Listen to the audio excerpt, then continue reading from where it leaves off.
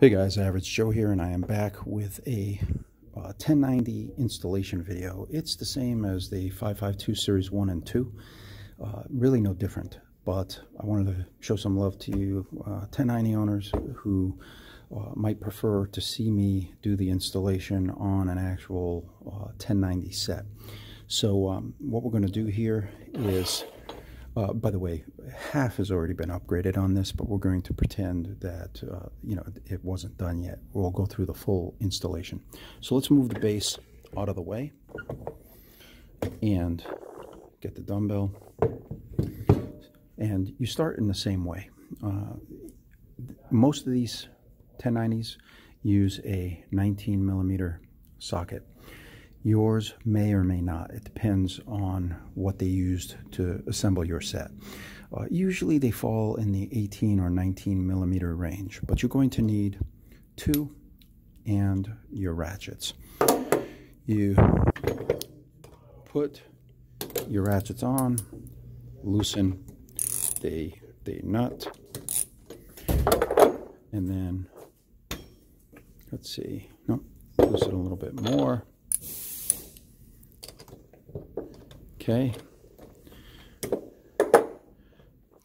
tip it upright, take the nut off the rest of the way, and take off the selector dial. So set the selector dial aside, and now your assembly will look like this. Grab your discs. You can do it individually or as a set. I pull off all four and place them aside. Place your thumbs down onto this chrome plate, press inward, lift the assembly, continue holding pressure, and put that aside. That way your ball bearings and springs don't go flying. Take your handle off. Using pressure again and your fingers pressing upward, take your other crossbar assembly off. And if this is OEM discs, you're going to slide your OEM discs off, and you're left with the shaft and the other selector dial. Now, when you receive these upgrades in the mail, they'll be shrink wrapped in order from A, B, C, and D, and you can actually see it on this set here: A, B, C, and D. And these just correspond to the discs 2, 3, 4, and 5 on OEM. You want to make sure that A, disc 2, is toward the selector dial. Slide your disc pack on, rotate it until you hear it drop into place. Let's see, there we go. It just clicked down. Let me do that again so you can hear it. So as I turn it, there you go. It clicks down into place on your dial. Now, let's set this aside for the moment and take a look at this. If you're upgrading your locking pin from the OEM plastic locking pin, you're going to take the plate off carefully out of your assembly, place it down. You've got two ball bearings, a washer, which you can put on the table and put your ball bearings in there and they won't go anywhere. And then two springs. Be very careful you don't lose these. And now you have just the bare crossbar assembly. Put your two fingers on where the nuts are down here, like this. Flip this over. Use a 2 millimeter Allen. Spin your screws out fully.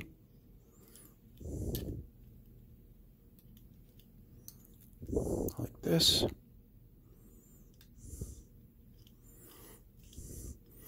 Take this plate out. A little bit further. There we go. Take this plate out, and I leave the screws in like that, and I put it down. It's easier later. Take your large spring out. And now, of course, what you would see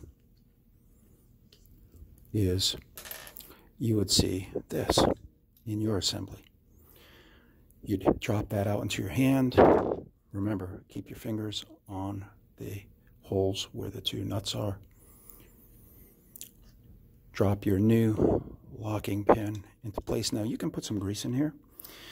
I haven't had to use it, but if you find that yours it performs better with grease, I don't really see a need for it, but you can put it in there, just right around in the cavity.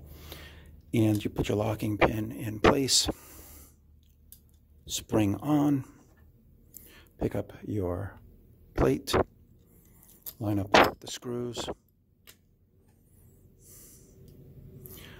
spin the screws back on. This is why holding your fingers over those two nuts makes this a lot easier. It goes a lot faster. And then do not over tighten, just snug. They don't need to be overly tight. Flip it back. These two nuts aren't going to fall out now. Take your springs. Now, if you want these springs to not go anywhere, not to fall out, put a little dab of Vaseline or grease in here. Also, if this is dry, put a little bit of grease or Vaseline on this surface. Doesn't need to be a lot, just a film. Put your springs in. Grab your ball bearings. Careful, I drop these all the time, and I've been doing this for quite some time. This has a little grease, but you can also put a little grease on the other side of your washer, or put the grease here on the inside of your plate. Now, flip your plate over carefully. What you're going for is you want to see these ball bearings show up in these holes, and you want one of these holes to be lined up with your locking pin. Slide it. Oh, and you're putting this under here. So carefully, I use my 4 fingers. And let's see here. There we go.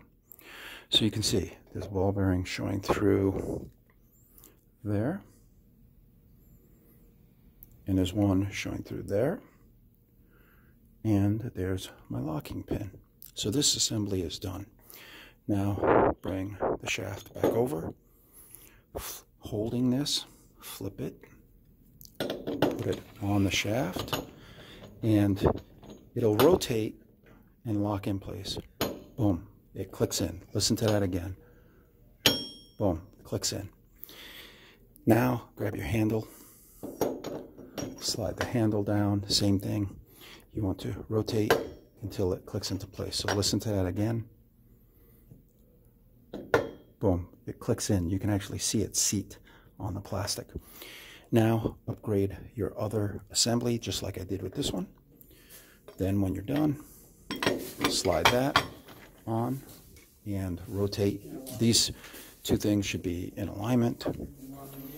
Then take your disc pack, slide the disc pack on, rotate, and lock in place.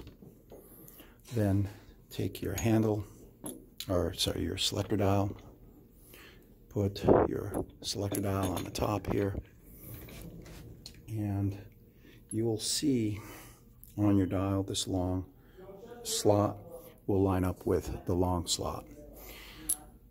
So you want that like that. You can hear it drop in place. Now take your fingers on the bottom, push the shaft up so that it comes out here.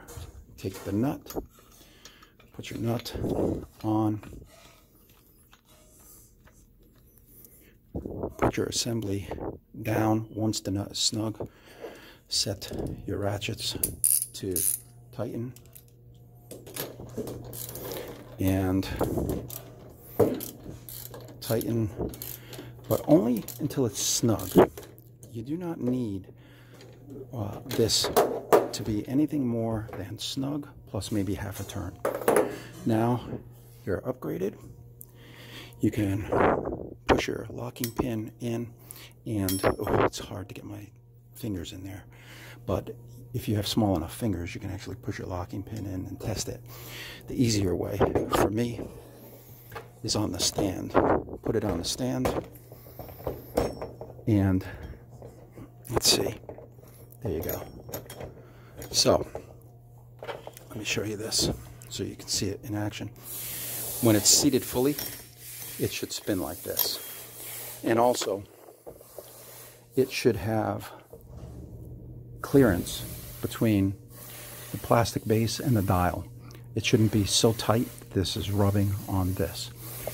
These should be inside the slot. This should not be sitting up on top here.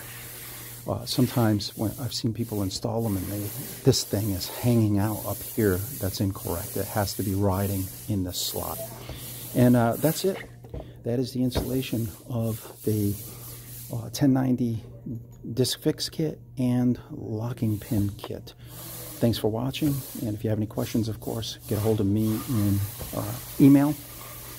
If you leave comments in YouTube, part of the challenge is I'm not on YouTube frequently enough to answer your questions in a timely fashion. As it is with email, it usually takes me a few days before I can get to your question. So first, reach out to me by email if you have any questions, and if you do leave a comment on one of the YouTube videos, just understand that I'll answer it the next time that I'm on YouTube looking at and responding to comments. Thanks for watching, guys, and have a great day.